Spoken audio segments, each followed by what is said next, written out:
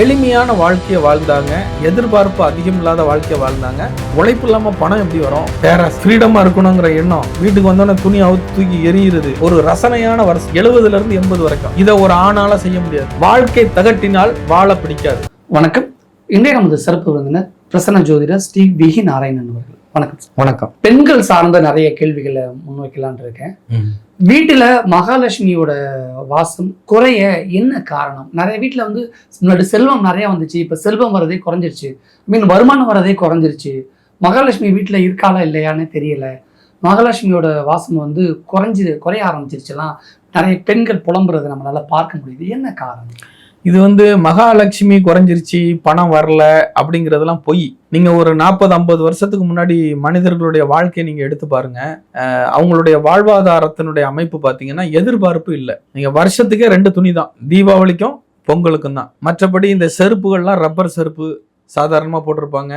சில பேர் அது கூட இல்லாம தான் இருப்பாங்க. எளிமையான வாழ்க்கையை வாழ்ந்தாங்க, எதிர்பார்ப்பு அதிகம் இல்லாத வாழ்க்கையை வாழ்ந்தாங்க, வாழ்க்கையை ரசிச்சு வாழ்ந்தாங்க. இப்போ கிடைக்கிறத சாப்பிட்டு குடும்ப உறவோட உறவினர்களோட புடைசூழ நல்லா ஒரு அமைப்போ விவசாயம் செஞ்சு உடல் தேக ஆரோக்கியத்தோட நல்லபடியாக கோயில் திருவிழா அது இதுன்னு போய் வாழ்ந்தாங்க. இன்னைக்கு வந்து ஆடம்பர மயக்கம், வெளிநாடுகளில் வாழ்கிற மாதிரியான வாழ்க்கை, சினிமாவில் ஹீரோ ஹீரோயின் கட்டி பிடிச்சிட்டு போகிற மாதிரி லைஃப் இருக்கும்னு நம்புறது, சினிமாவையே தன் வாழ்க்கையை எடுத்துக்கிறது, இது மாதிரியான ஆசைகள் பெண்கள் மத்தியில் அதிகமாக உலாவர ஆரம்பிச்சிருச்சு. இதனுடைய விளைவு தான் பணம் இல்லாத மாதிரியான ஒரு ஃபீல். மற்றபடி எல்லாமே நிறைவாகவே இருக்குது.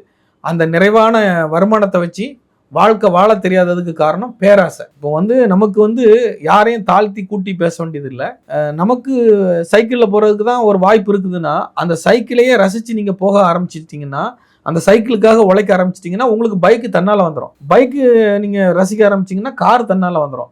நீங்கள் சைக்கிளில் போகும்போதே காரை நினைக்கிறீங்க, அந்த கார்காரன் உழைக்க வேண்டாம்னு நினைக்கிறீங்க. உழைப்பு இல்லாமல் பணம் எப்படி வரும்? இன்னைக்கு நிறைய பெண்களுடைய மனசில் என்ன இருக்குது? தன் கணவர் ஒயிட் கலராக இருக்கணும், அவர் வேலை செய்யக்கூடாது, அப்படியே சூட் கேஸை தூக்கிட்டு காரில் போகணும், சாயந்தரம் 5 மணிக்கு அப்படியே ஸ்டைலாக வந்து நிற்கணும், பெட்டியில் பார்த்தா ஒரு 2 லட்ச ரூபா இருக்கணும். நடக்குமா? பேராசை. அதான் இன்னைக்கு நடந்துகிட்டு இருக்கு. வீட்டில் பெண்கள் செய்யவே கூடாத தவறுகள் என்னென்ன? ஒரு காலத்துல செய்யவே கூடாதுன்னு சொன்ன எல்லா விஷயத்தையும் இப்ப செய்யறாங்க. என்னன்னு கொஞ்சம் பட்டியல் போட முடியுமா? அதாவது நிலைவாசல் கதவை ஆணா இருந்தாலும் சரி, அதாவது அந்த காலத்துல ஒவ்வொரு கதவுக்கு கீழையும் ஒரு சின்ன பலகை மாதிரி இருக்கும், எல்லா கதவுக்கு கீழையும் இருக்கும், எல்லா வீட்லயுமே இருக்கும். அந்த கதவை தாண்டும் பொழுது ஆணா இருந்தாலும் பெண்ணா இருந்தாலும் உள்ளாடை இல்லாமல் கிராஸ் பண்ணணும்னு ஒரு விதி இருக்கு. இன்னைக்கு அது எந்த வீட்லயாவது சாத்தியப்படுமா? நாகரிகம் வளர்ந்துருச்சு. அப்படி நாகரிகம் கிடையாது இது. நாகரிகங்கிற பேர்ல தன்னைத்தானே அழிச்சுக்கிறதுக்கு தேடிக்கிற விதி தான் இது.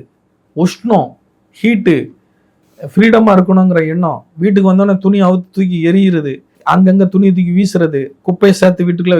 முதல்ல பொருளை டம்ப் பண்ணக்கூடாதுங்க வீட்டுக்குள்ள. ஒரு காலத்துல பாத்தீங்கன்னா பழைய காலத்து வீடுகளுக்கு நீங்க போனீங்கன்னா அங்கங்க பித்தளை பாத்திரம், அந்த மாதிரி எவரசில்வர் கூட பார்க்க முடியாது. பித்தாளை செப்பு குடம்னு சொல்லுவாங்க. செப்பு குடம் அந்த மாதிரி பாத்திரங்கள்லாம் இருக்கும்.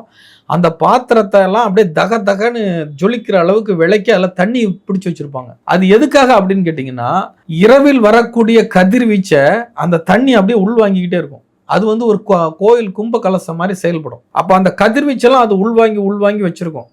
அப்போ அந்த தண்ணீரை குடித்தாலும் சரி குளிச்சாலும் சரி நம்ம உடம்புல வரும் ஒரு புத்துணர்ச்சி வரும். இதை தான் அந்த காலத்தில் செஞ்சாங்க. இன்னைக்கு பெருமைக்கு சீர் செய்கிறங்கிற பேரில் 10-20 குடங்களை, பித்தாளை குடம், அண்டான்னு வாங்கி கொடுக்குறாங்க. வாங்கி அதை அப்படியே கெட்டி பரன் மேலே போடுறது, டாப்பில் போட்டு வைக்கிறது. அப்போ அது என்ன ஆகும்னா, வெறுங்குடம் என்ன பண்ணும்? வெறுங்குடம் என்ன எனர்ஜி கொடுக்கும்? கெட்ட எனர்ஜியை தான் கொடுக்கும். கவுத்தி போட்டு வச்சுருப்பாங்க. உங்களுக்கு கத்தியை மாற்றி பிடிச்ச மாதிரி தானே கணக்கு. கத்தியை நீங்கள் இப்படி பிடிச்சி வெட்டினீங்கன்னா காய்கறி வெட்டலாம், இப்படி மாற்றி பிடிச்சிங்கன்னா உங்கள் வயிற்று தானே கிழிக்கும்.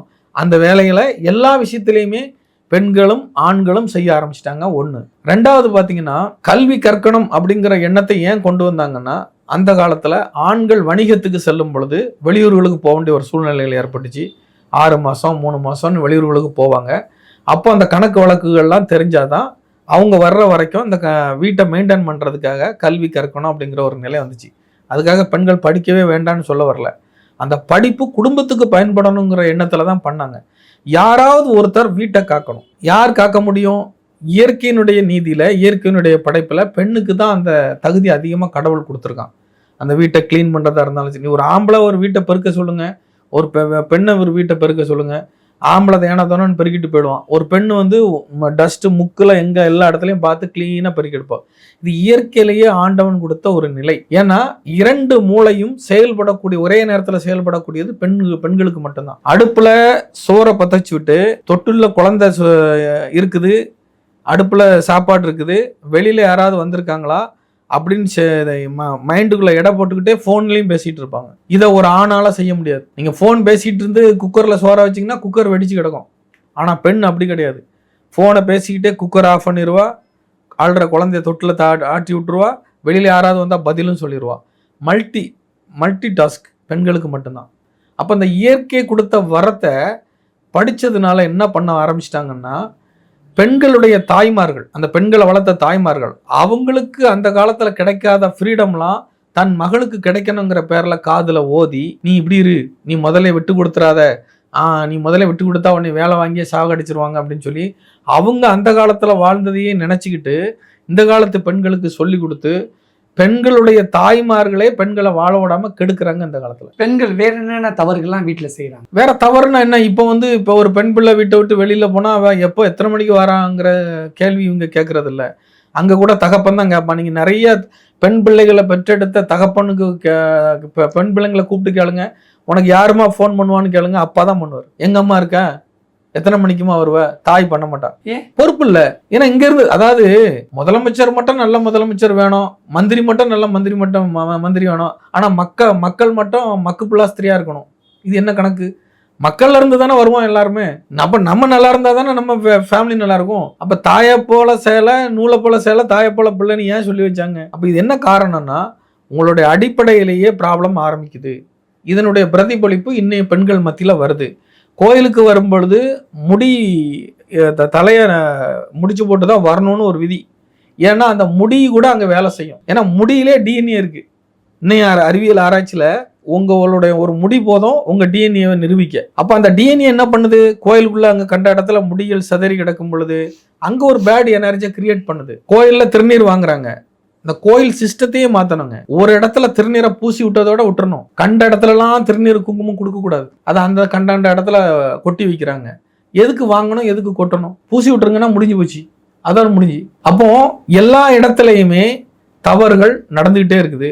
ஏன் பெண்களையே குறை சொல்றாங்க அப்படின்னா, பெண்கள் தான் எல்லாமே பெண்கள் தான். வீடா இருந்தாலும் நாடா இருந்தாலும் எல்லாமே பெண்கள் கையில தான் இருக்கு. ஒரு வீட்டுல பெண் சரியா இருந்தால் அந்த வீடு நல்லா இருக்கும். அந்த பெண் சரியா இல்லைன்னா அந்த வீடே டெமாலிஷன் ஆயிடும். ஆன்மீக ரீதியா பார்க்கும் பொழுது பெண்கள் செய்யவே கூடாத தவறுகள் அப்படின்னு பட்டியெல்லாம் போடுறாங்க. அது அதாவது காலகட்டத்துக்கு தகுந்த மாதிரி மாறுங்க. சில காலகட்டங்களுக்கு தகுந்த, ஒரு காலகட்டங்கள்ல பெண்கள் ரவிக்கு அணியாம தான் இருந்தாங்க. அந்த காலகட்டங்கள்ல ஆண்களுடைய பார்வை வேற, அன்னைக்கு வேலை பார்த்த சூழ்நிலைகள் வேற. அதன் பிறகு ரவிக்கே வந்துச்சு. அது வந்து ஆம்பாளைங்க அந்த காலத்துல ஷர்ட் கிடையாது, பெண்கள் மாதிரி சேலை தான் கட்டுவாங்க. காலகட்டங்கள் மாறும் பொழுது ஒரு சில விஷயங்களை நம்ம அக்செப்ட் பண்ணி தான் ஆகணும். ஆனா அதே சமயத்துல தன் வாழ்வாதாரத்தை பாதிக்கக்கூடிய மாதிரி இருக்கக்கூடாது. நீங்க 80s பாருங்களேன், 1980 ஒரு ரசனையான வருஷம். 70ல இருந்து 80 வரைக்கும். ஏன்னு கேட்டீங்கன்னா, இயற்கையும் அழியல, செயற்கைக்கு உள்ளேயும் போகல, கூட்டு குடும்பமாவும் இருந்தாங்க.